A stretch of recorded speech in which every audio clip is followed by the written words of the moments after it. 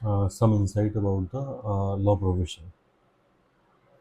इसमें एक तो एडवोकेट होता है जिसको प्रोसीजर पता होता है कि केस किस स्टेज पे जाएगा और कब हमें क्या स्टेप लेना है, क्या स्ट्रेटजी लेनी है।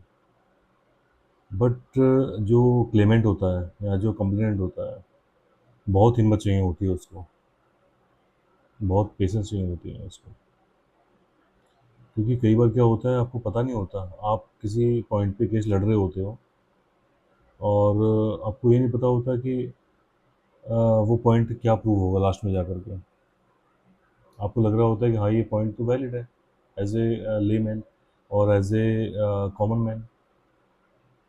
और बड़ा इंटरेस्टिंग होता है जब आप जजमेंट को पढ़ते हो किसी को, तो interestingly supreme court judgement,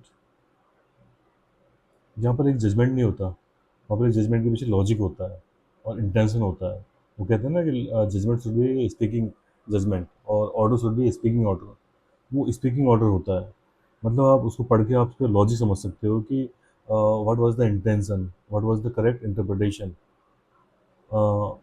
of the text of the law. It is not always black and white.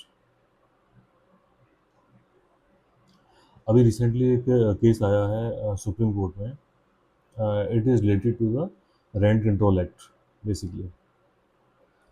तो स्टोरी शुरू होती है इनकी 1947 में। ये दिल्ली का केस है, कनॉट प्लेस का।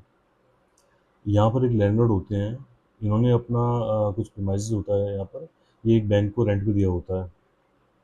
बैंक का नाम था हिंदुस्तान कॉमर्शियल बैंक। शायद आज के टाइम में बहुत से लोगों को पता भी नहीं होगा, ना ही कभी सुना होगा। अब ये बैंक जो है 1986 में जब बैंकों का मर्जर करा था सरकार ने, तब ये पीएनबी में मर्ज कर दिया बैंक को। अब इस मर्जर का इम्पैक्ट क्या हुआ कि ये बैंक जो था एचसीबी, हिंदुस्तान कॉमर्शियल बैंक, इसके पास एक टेनेंसी राइट थे। अब due to merger this tenancy right got transferred to the PNB. Now PNB become the tenant instead of HCB, Hindustan commercial bank.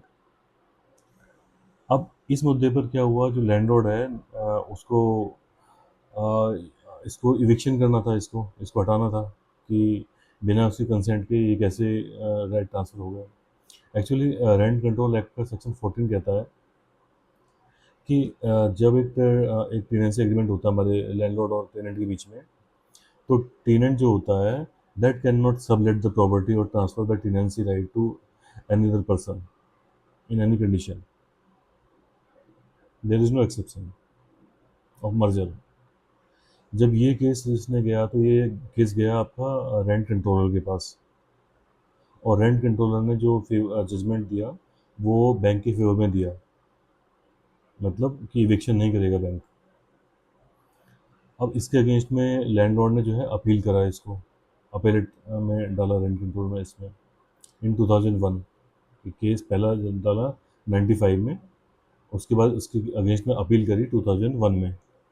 2001 में जो अपेलेट अथॉरिटी है रेंट कंट्रोल की, उसने जजमेंट दिया लैंडलॉर्ड के फेवर में कि yes it should be evicted. But इसके खिलाफ में बैंक चला गया हाई कोर्ट में। हाई कोर्ट में मजे की बात है डिसीजन दिया टेनेंट के पक्ष में, पीएनबी के फेवर में। अब इसके अगेंस्ट में ये जो लैंडलॉर्ड है ये चला गया सुप्रीम कोर्ट। अब मजे की बात है सुप्रीम कोर्ट ने बहुत अच्छी एक जजमेंट दिया इसमें, बहुत अच्छी इंटरप्रिटेशन दी रेंट कंट्रोल एक्ट के सेक्शन 14 की। बेसिकली जो आर्गुमेंट थे टेनेंट के वो ये थे कि अगर हमने ये जो टेनेंसी राइट को ट्रांसफ़र करा है तो it was not a voluntary right, it was involuntary. मतलब ये कि हमने अपने मर्जी से ट्रांसफ़र नहीं करा, ये एक इनवॉलंटरी राइट था, हमारी इच्छा के विरुद्ध था, because there was a merger, so there was no choice left over to them. And it was a, and the second argument was it was a administrative act, it was a legislative act। यहाँ पर एक observation दी इसने supreme court ने, respective supreme court ने, कि section 14 clear cut कहता है there is no exception. There is no exception means in every case If there is a tenancy right transfer, then landlord got the right to make the eviction of the tenant.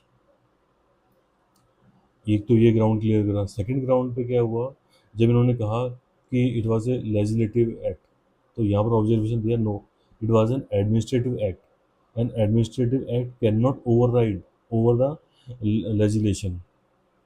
That means a administrative act cannot override section 14 of the Rent Control Act. So eviction eviction by the landlord is demand of eviction is correct. So the final judgment comes in favor of the landlord, and it run over a decades. So they have asked the tenant to pay the rent, to continue pay the rent to the landlord, and make the eviction given in the prescribed time period. So learning is that कभी कभी हमें लगता है कि यार case तो हार जाएंगे हम, फिर जजमेंट पलट जाता है, फिर एक जजमेंट आता है, नहीं, इसमें अभी भी होप है, फिर हम सुपीरियर अथॉरिटी जाते हैं। कितना बड़ा मतलब टाइम पीरियड लगता है इसमें।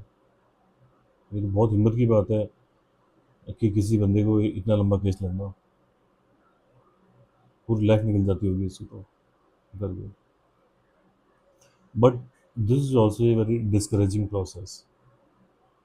एक नॉर्मल पर्सन कैसे मतलब अपने राइट को इन्फोर्स करने के लिए एक लीगल प्रोसेस की तरफ जाना चाहेगा अगर ऐसा सिस्टम बनेगा तो।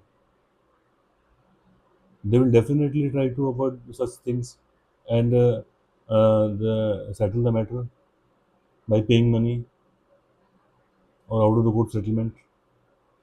So it also discourages the one side, it encourages, it clear the position of the law, and at the same time it also discourage also the speed or pace at which our judiciary is deciding the cases. And that may also become a hindrance in gaining the faith of the general public and also in the development, because this is we are, हम यहाँ के लोग हैं, हम इस process को समझते हैं, जानते हैं, और प्री डिटरमाइंड है माइंड से कि अगर कोर्ट में केस जाएगा तो टाइम लगेगा। But what about the others who are planning to invest in this country or making some agreement with this person of this country? This may be an investment. This may relate to an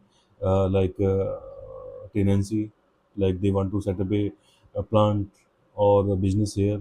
So there must be a tenancy or purchase of the land.